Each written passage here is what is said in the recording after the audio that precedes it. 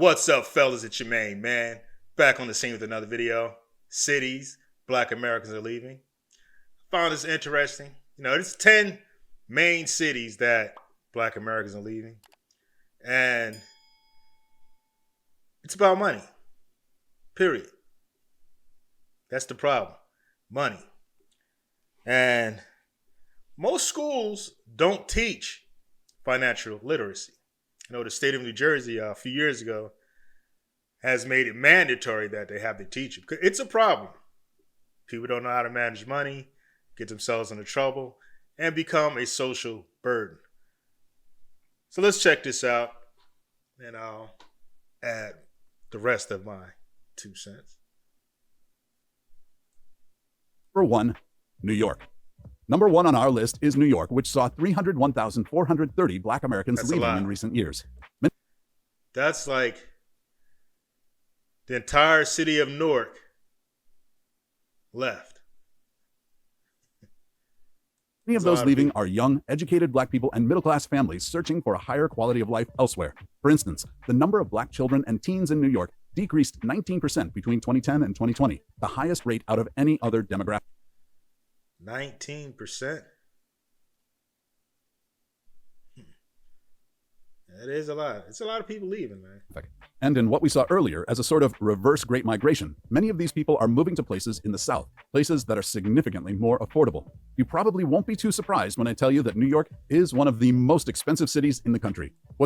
This is definitely true. I see it on my father's side of the family and my mother's, that mainly the older folks, though, different for what they're talking about here, but mainly the older people that retired have moved back south, except for my uncle, which was the closest one to my brother.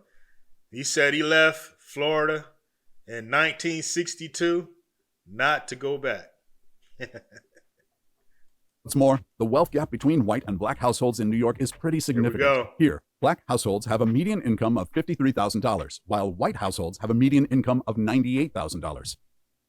This is where I have a problem with, and I queued up another video that speaks on this. This right here is a result of that strong, independent, don't need no man, F a ninja, I can do bad all by myself, and they are. Let's check out this little story under that. Ruth Horry, a Black mother who bounced through cockroach and rodent-infested Brooklyn apartments for years, has repeatedly been priced out by rising rents. Eventually, Miss Horry, 36, and her 3 daughters landed in the shelter system. At a shelter in Queens, the sink was so small, Miss Horry washed her children's hair in the bathroom at a nearby McDonald's. So what's wrong with this picture? There's no man. I'm telling you, this is the problem right here. No man. $53,000 is nothing. You can get a odd job and make $53,000 a year. I met a young guy back when I was wearing our Prudential at the bus stop. I used to take the express bus downtown. And him and his girl both worked at Costco's. And they were making $20 an hour. So that's 80 grand. $20 an hour is about 40,000. So that's 80 grand.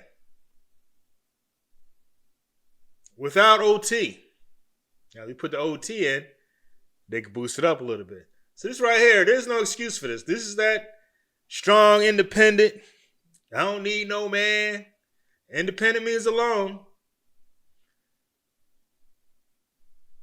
Let's check this next video out. And it's going to add some context to it. So this is Thomas Sowell, and the PBs don't like him. He's supposed to be a Tom, a coon, and all that stuff like that.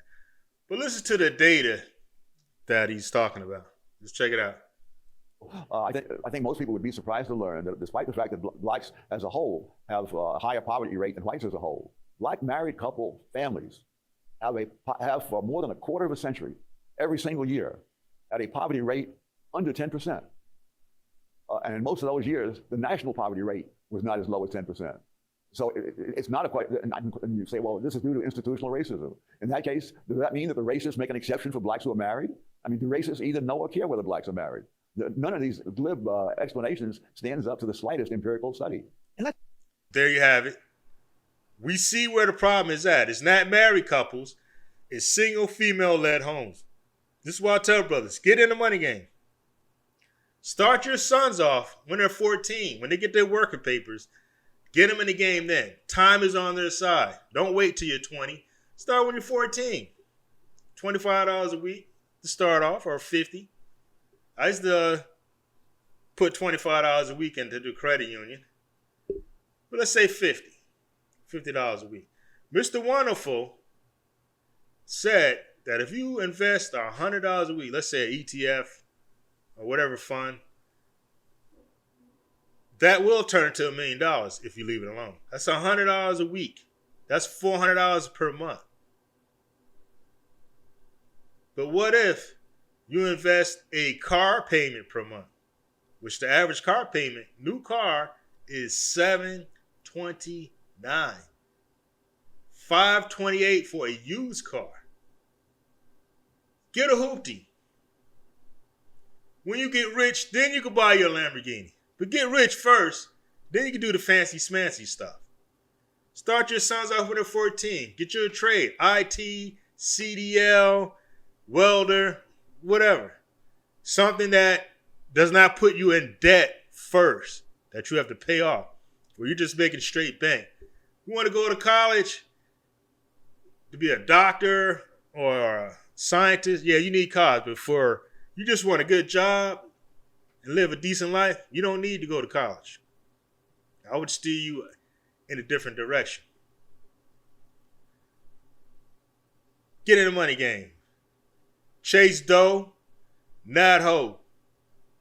Like, share, subscribe, and I see you brothers in the next video.